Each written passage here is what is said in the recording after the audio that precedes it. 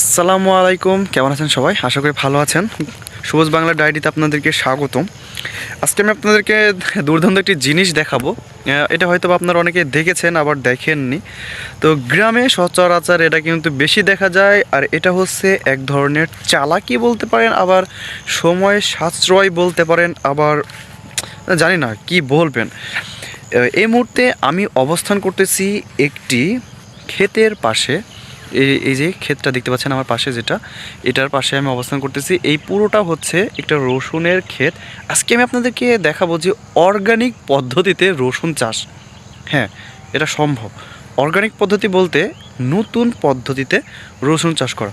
আপনারা সচরাচর যারা গ্রামে থাকেন বা দেখেছেন যে রসুন চাষ করে, মানে রসুন যে লাগায়, রোপণ করে, সেটা হচ্ছে আপনার জমিটা চাষ করে, জমিটা চাষ করার পর অনেক রকমের প্রসেসিং করার পর সেই রসুনের যে কোয়া থাকে সেটা রোপণ করে, মানে লাগায় আর কি। হ্যাঁ, তো এটা করতে হলে অনেক প্রসেসিং করতে হয়। আপনার জমি শক্ত হইতে হবে, সেখানে চাষ দিতে হবে, মাটিটা ঝুরঝুরে করতে হবে, মানে অনেক সময়ের একটা খেলা।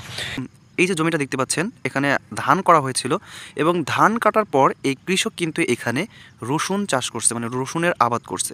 এখন আমি যদি আপনাদেরকে একটু ভালোভাবে দেখাই তাহলে দেখতে পাবেন, ধান কাটার পর এই কৃষক কিন্তু কোনোভাবেই এই জমি চাষ করেনি, এবং কি যে ধানের যে মুথাগুলো আছে, যে গোড়া বলে, এগুলো কিন্তু এখানে থেকে গেছে, রেখে দিছে। এখন এটা কিভাবে সম্ভব, কিভাবে হইল? এই কৃষক যখন ধান কাটে তখন কিন্তু এই জমিটা ছিল অনেকটাই নরম, মানে কাদা কাদা ছিল। সো কাদা কাদা থাকার জন্য এটা সুবিধা হয়েছে কি, রসুনের যে বীজটা থাকে সেটা দেখতে পাচ্ছেন যে কাদার উপরে বসানো হয়েছে, লাইন বাই লাইন করে কাদার উপরে বসিয়ে দিয়েছে। এতে করে কি হয়েছে, তাকে জমিটা চাষ করা লাগেনি, কোনো খাটনি করা লাগেনি, কোনো কষ্ট করা লাগেনি। সে জমিটার ভিতরে যে রসটা ছিল, যে পানি যে ছিল, সেখান থেকে এই রসুনগুলা কিন্তু হয়ে গিয়েছে। এটাই হচ্ছে একটা অর্গানিক পদ্ধতি। এতে করে যে কৃষক খারাপ ফলন পাবে তা কিন্তু না, এতে করেও কিন্তু ভালো একটা ফলন পাওয়া যায়। এতে করে কি হয়, চাষ করার যে খরচ সেটা বেঁচে যায়, এবং যে প্রসেসিং করা হয় ওগুলা থেকে বেঁচে যায়। জাস্ট কাদার উপরে বসিয়ে দিলেই হইল।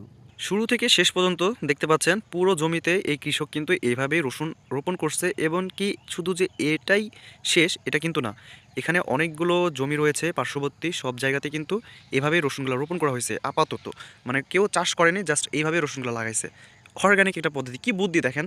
চাষ করলো না, কিছু করলো না, এর ভিতরে কিন্তু এভাবে রসুনগুলো রোপণ করলো। আরও একটা জিনিস আপনাদেরকে দেখাই। আরেকটা জিনিস লক্ষ্য করলে দেখতে পাবেন, এটা যে আইল আছে, সে আইলের পাশ দিয়ে কিন্তু সে পেঁয়াজ লাগিয়েছে। হ্যাঁ, এটা হচ্ছে বাসাবাড়িতে খাওয়ার জন্য, অথবা এখান থেকে যা হবে বাজারে বিক্রি করা হবে, মানে রসুনের সাথে সাথে মনে করেন যে এই পেঁয়াজটাও কিন্তু হয়ে যাবে। কি একটা পদ্ধতি, মানে কি একটা বুদ্ধি! এটা শুধুমাত্র গ্রামের মানুষের মাথার মধ্যে আছে। বলে না যে বাঙালি হচ্ছে এক ধরনের বিজ্ঞানী, কাঠ কেটে রস সংগ্রহ করে, ঠিক সেম ওই রকমটাই হয়ে গেল এই কৃষকের ক্ষেত্রে। মানে এই কৃষক না, আমাদের এইদিকে প্রায় অধিকাংশ কৃষকই রসুনটা আপাতত এইভাবে লাগায়, সাথে পেঁয়াজও।